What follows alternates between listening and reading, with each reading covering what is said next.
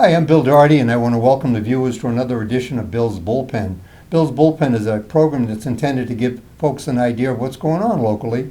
And with me today is my old friend Maria Oliva. Oliva. And Marie is the executive director of the Chamber of Commerce? Yeah, the Cape Cod Canal Region Chamber. Excuse me. Yeah, that's okay. It's a long name, but it covers Bourne, Sandwich, and Wareham. Bourne, Sandwich, and Wareham. Correct. And it was my privilege to volunteer there a couple of years ago. You did a fantastic job. We operate 2 visitor centers, as you know, and one's on Main Street in Buzzards Bay in our office at 70 Main Street, and then we have a visitor center at the base of the Sagamore Bridge next to McDonald's and Dunkin' Donuts, and both visitor centers get thousands and thousands of visitors. We were open last year. It was very slow because it was during the pandemic. This year we've got extended hours for 7 days a week, and the numbers are up so far. So people are coming in, day trippers, and want to know how we can plan their day. Now, that's in the transportation center over at Sagamore, isn't it? Is that the transportation center? I'm trying to, I know where Oh, with McDonald's is. the Plymouth and Brockton Yeah. buses and Peter Pan Yeah. go there, and our center's right there next to the parking lot for the buses. Okay, what was interesting to me when I was volunteering over at the visitor center in Buzzards Bay was how many people were coming from overseas. I know. A lot of people come from New Jersey, New York, in particular, Connecticut, the closer states. But we get people from Yemen, from all over the country, and we track every person that comes in there because when the people come in there, we ask them to sign in with their zip code so we can track where they're coming from and how many visits we get. So we really like to be proactive when it comes to that. And I might also mention that at these visitor center, you can get a souvenir of your visit. There are books there, and especially especially at the Buzzards Bay, there are pictures of how the bridge got built, how Camp Edwards, now Otis Joint Base Cape Cod. Cape Cod is now where what it looked like back in the day. So it's like a trip that will enhance your understanding of the history of the Upper Cape, right there. So, well, having said that, one of the lifebloods of a Chamber of Commerce is supporting events that bring people into the community. So having said that, what kind of events are planned for this summer? Yeah, we got events this summer. Last year we had to cancel our events, unfortunately, but we're going back and we're going to do the first events that are coming up. Our concerts in the park. Now, what day is that? Buzzards Bay Park. It starts tonight. Unfortunately, it's raining tonight. It's going to rain tonight, unfortunately. We were so excited to have our first concert on July 1st, which is tonight. But otherwise, it's on every Thursday night from 6:30 to 8:30 at Buzzards Bay Park. We've got a great lineup of bands all the way through the summer. So hopefully next week will be good weather. And tonight, unfortunately, we'll have to get it out that it's canceled tonight. But Thursday, now Buzzards Bay Park is behind the community center. Is that? No, Buzzards Bay Park is next to our office at 70 Main Street. Oh, that's right. With a new pavilion. That's right. They put down the sod. They have the pavilion. Yeah. And actually, parking, I think, is if you go all the way through that road, isn't there parking by the Corps canal? of Engineers. Corps of Engineers. You can park all along. There's never any parking issue for the concerts in the park. And I think that's important for for folks to know, right? Because when they when they decide to go to these things, it's like it's such a hassle. Like, where am I going to put the car? Well, those are all things that are, how shall I say, thought out in advance because of the organization of the chamber. Yeah, we appreciate that. Thank you, Bill. These concerts have been going on for more than 40 years, and they're free, and you can sit there and really enjoy, bring a lawn chair and a blanket and hang out. And not to mention, I think there was a half and half. I think I got close to one of those one time, but that's something else that you can participate in. And the half that the chamber gets goes towards supporting these programs going forward. Right, right. We have, like, for example, in our brochures that we pass out, we've got about 30 business sponsors that help pay for the bands. So it's really important. In the Mass Lottery Council, in town, the local Arts Lottery Council helps pay. So we can take that money and really impact the quality of the local bands that we hire. Now, If someone does not go to the visitor center directly, is there some way that is available for folks to find out what's going on? Yeah, we do the radio, the public service announcements, Facebook. We widely publicize the concerts everywhere. Do you have rack cards? We have flyers for the concerts. Okay. Now, Yeah. what about the regular events on Cape Cod? Right. Well, I just wanted to mention we've got another event coming up. It's a first in-person event on August 11th at the Seacrest Beach Hotel Beautiful in spot. Falmouth. Falmouth. It's awesome. Now we've had this for 2 years. We didn't have it last year, but what it is our $10,000 raffle for our for the chambers. It's a good fundraiser for the chamber, and you can win $10,000, $1,000, or $500 prizes. And it's only 300 tickets, so the odds are unbelievable. It's $100 a ticket. You can get 2 people. You get free food, cash bar, and music. And then there's going to be a photo booth so you can have a headshot taken. We've got some Adirondack chairs that are going to be raffled off. So we're really looking at a lot of prizes that are going to be raffled off. And again, it's our first in-person event since we've had it for a year and a half. So that's on August 11th at 5 o'clock to 7:30, and that's on our website, CapeCodCanalChamber.org. So that's a big event. And then lastly, we have Cape Cod Canal Day. So I don't know if you can see this or not, but Cape Cod Canal Day, we have so many rack cards. If any businesses need any rack cards, we have 2,500 rack cards to do. But this is a great Cape Cod Canal Day. We started that back in 2018, 2019. I think I was part of the first one because I was on the Friends of the Library, and we had a booth over there, and we did quite well. You did, and we're going to have them again this year. Yeah. So we have arts and craft vendors. We've got local food trucks. We've got live entertainment. We've got a cornhole tournament. We've got a kids zone just for children. We've got Toe Jam Puppet Band that are going to be roaming around the fields for kids. So we've got a lot of kids' activities going on. And then we have a 5K road race. So we've got a lot to do. So if you're interested in any of these committees that you'd like to serve on or help, but go on our website, again, CapeCodCanalChamber.org to check it out. So that's a big deal. It's a September- community event. Oh, did I tell you the date? Oh, you didn't. You got to tell me the date. When is this all going to happen? That would help. It's Saturday, September 18th, from 11 a.m. to 6 p.m. All right, so we've got a lot going on, and this is going to be one of our biggest deals for events. So, yeah, so we've got a lot of events going on, and we're excited about that, and we're back to normal. And our businesses are supporting us greatly from the chamber. We really appreciate that very much because we understand how hard it was for businesses to go through the pandemic. I will say there were 4 new businesses on Main Street that opened up during the pandemic. There's Footprints Cafe, a bookstore. There's Predigo motorized bikes. Motorized bikes? Yeah, motorized bikes, so you can ride on the canal or ride anywhere. Like a moped? No, they're very expensive bikes to purchase. And they're doing very well. They got a niche. good. Yeah. Then we've got Underground Fitness, which is a fitness studio right on Main Street that's doing fabulous.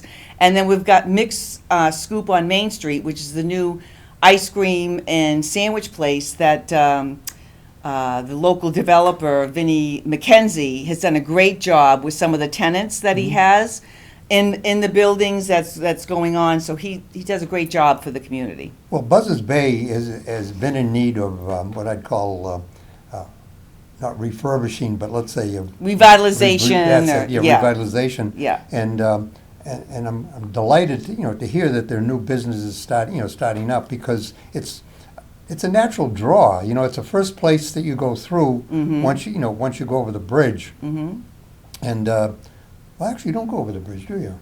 It's on the other side of the bridge. Depends on which way you're coming from. Okay. The whole idea is that the entrance to Cape Cod is through Buzzards Bay. And to have things that are available in Buzzards Bay gives you what I'd call a very wonderful introduction to what the Cape is all about, Mm-hmm. and it's right here.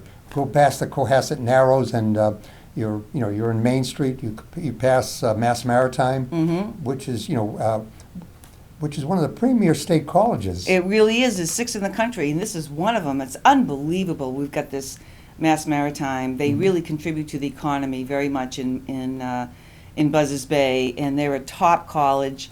We're so fortunate to have them right here, right down the street from where we are. And one of the things, if they ever offer an open house, people should definitely go there. I've been there now a couple of times, and they have a simulation of a Right. bridge of a ship, and everything that you would go through on a ship, you're right there. And they say now you're going to go into Yokohama Harbor, and you're in Yokohama Harbor. It's just absolutely amazing, and Yeah. they're teaching kids, there on how to go to sea and do things. And of course, it's a conduit for the Merchant Marine, the Coast Guard, and the Navy. Right. For that. And plus, Right. not to mention, years ago when I worked at Boston Edison, many of the engineers that I work with were graduates of Mass Maritime because they Nice. teach them the same type of power engineering, because a turbine on a ship is very similar to a turbine in a generating station. So it's a wonderful school, and it's It right here is. in Bourne. It's great. Yeah, just to go back to the simulator, I mean, it's so cool because I've visited that a few times, and I've seen New York Harbor, going through New York Harbor on the simulator. Oh my God, it's so cool. Really nice. So, Yeah, anyway, now let's talk a little bit about, let's see, the things that are of concern to the local business community, here on. Yeah, the big the Upper Cape. concern is staffing issues.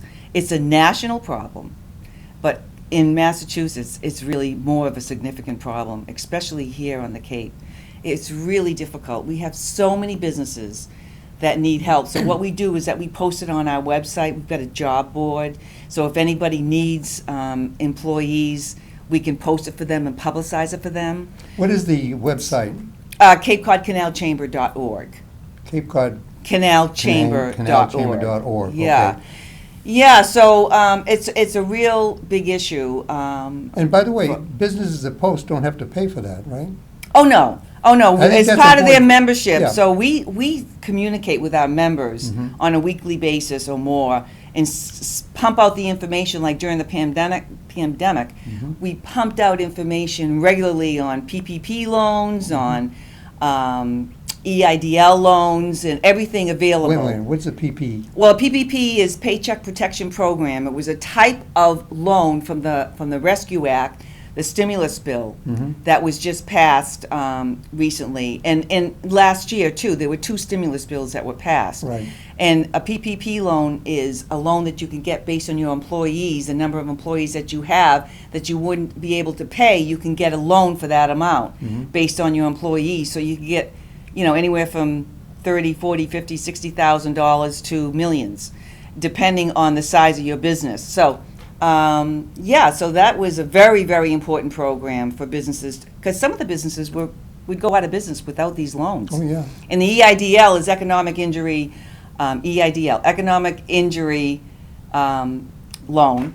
And that was a loan that you could take out for 30 years and pay a minimal amount for businesses that needed disaster loans. Disaster loans meant they couldn't pay their employees. So, Well, up in Wareham, I think it is, they put in a motel, and then there was office buildings that that were built around it. We've recently, have we completed that new motel? the Hampton Inn Yeah. in Buzzards Bay. Oh, sure. Oh, by the way, they're doing very well. They're booked throughout the summer and booked for partially in September, so they're doing fantastic. So the hotels are picking up. They're doing very well. The restaurants are doing very well, but they need staffing. The hospitality attractions are doing very well. Heritage Museum and Gardens, Abtuxet Museum in Heritage Museum and Gardens is in Sandwich. And then Abtuxet Village is open. The Abtuxet Village Museum is open. So there's a lot of attractions throughout the Cape that are doing very well. Okay. Well, Yeah.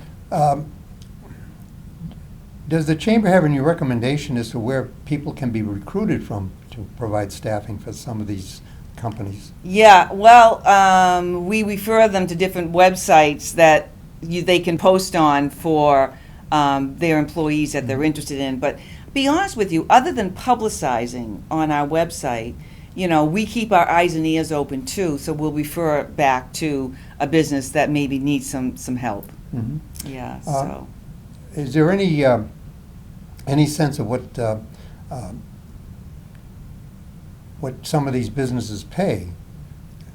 Because Well, it's all around, because like I said, it could be landscaping, it could be a CPA, it could be any type of business. So it just depends on what type of business it is. But a lot of them are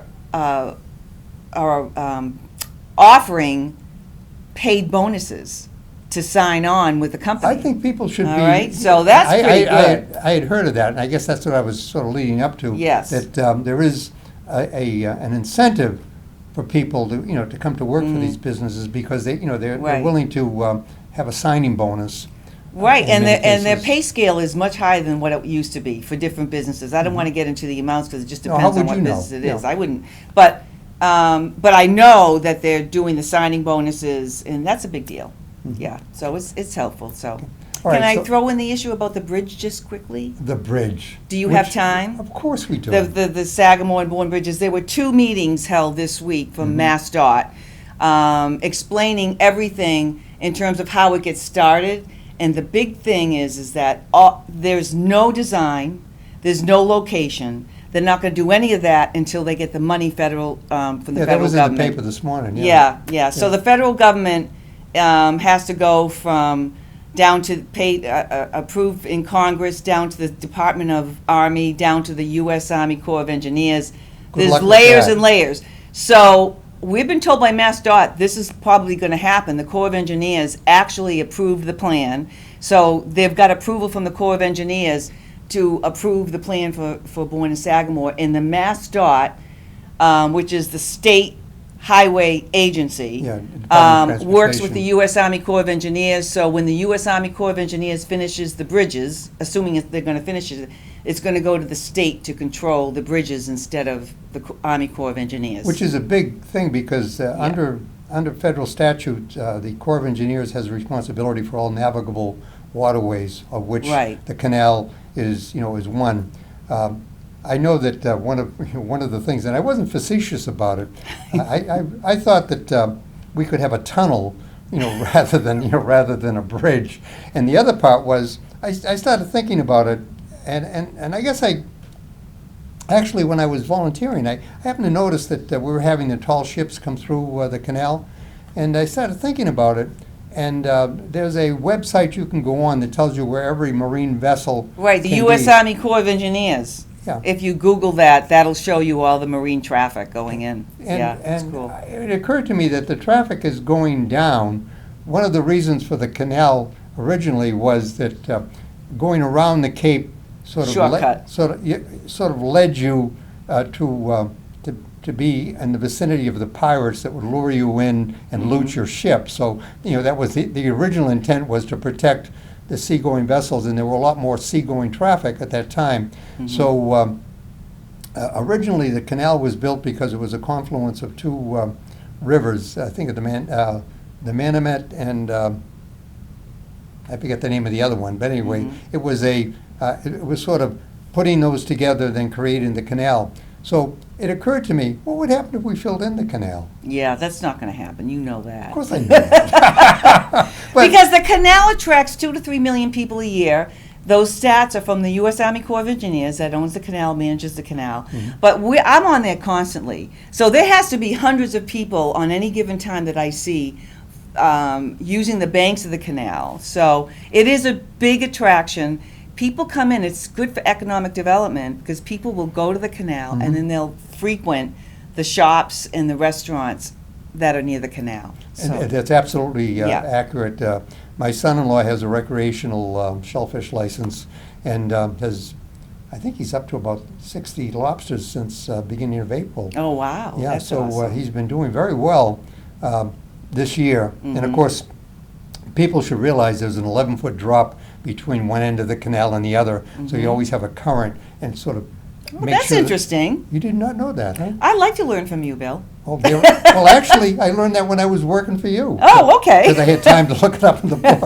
But anyway, it makes the water very clean, coming through. So that's something. Then I think that helps.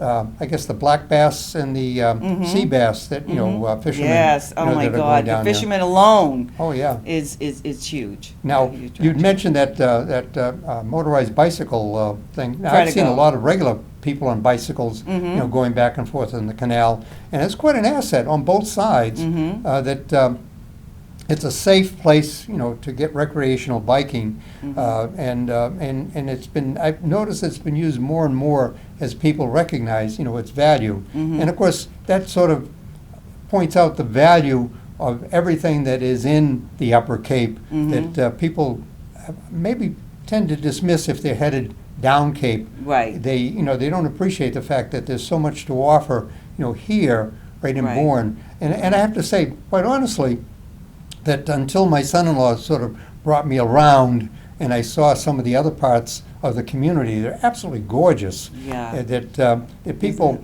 really should be interested in spending more time to find out all the golden opportunities for recreation here in this community. And with that, it would support, many of the businesses that, that are here.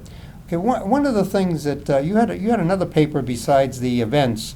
How many events are scheduled for this summer?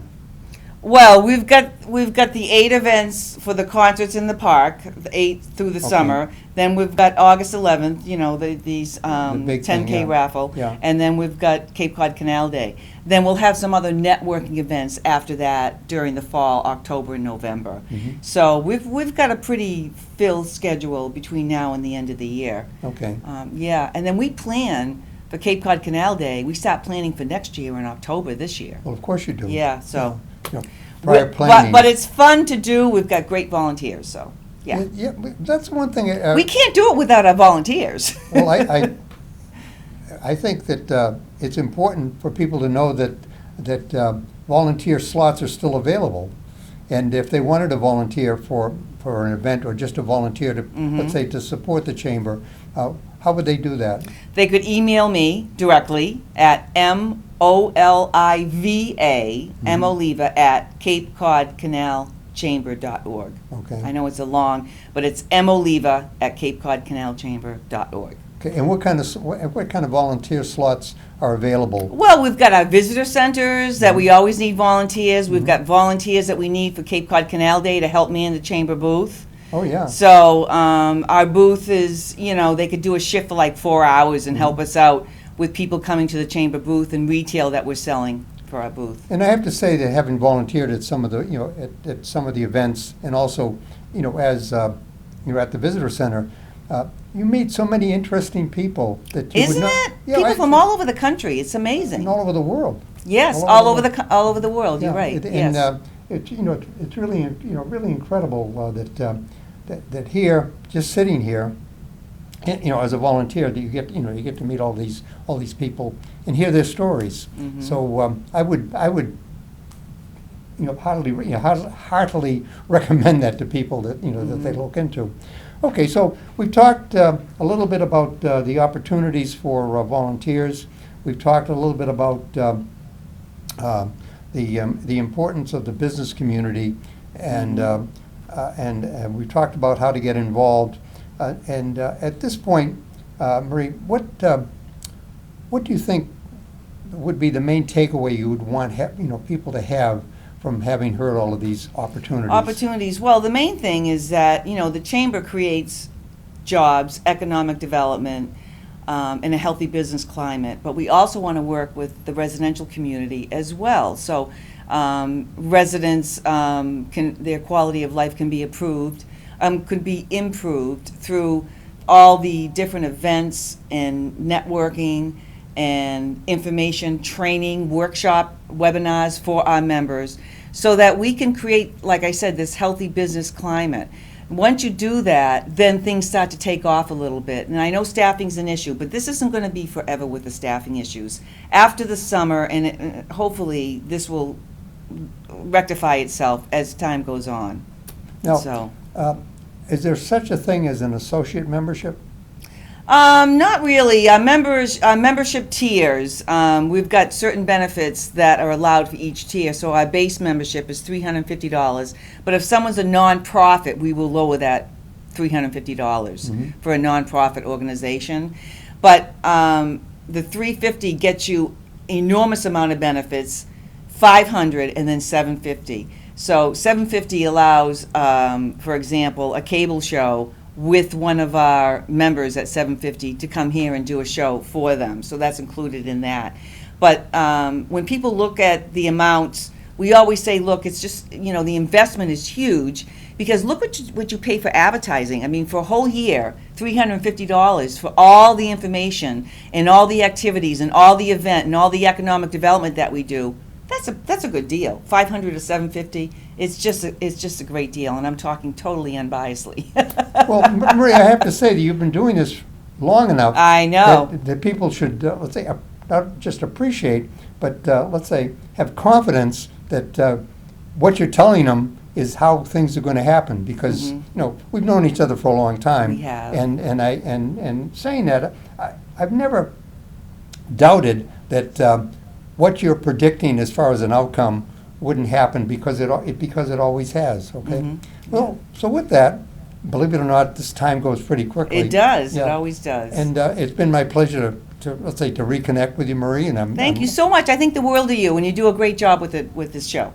Well, thank you, Marie. You're welcome. And you do a great job with what you're doing. Thank you. I had fun. There's this mutual admiration Society. comes to an end. And with that, I want to thank the viewers for watching and find out a little bit more about what the activities that are available to all of you, here in Buzzards Bay and the Upper Cape, Wareham, and in Bourne, Sandwich, and Wareham. Bourne, Sandwich, and Wareham. And you should all take advantage and participate. So with that, I want to thank the viewers. You've been watching another edition of Bill's Bullpen, a product of Bourne TV.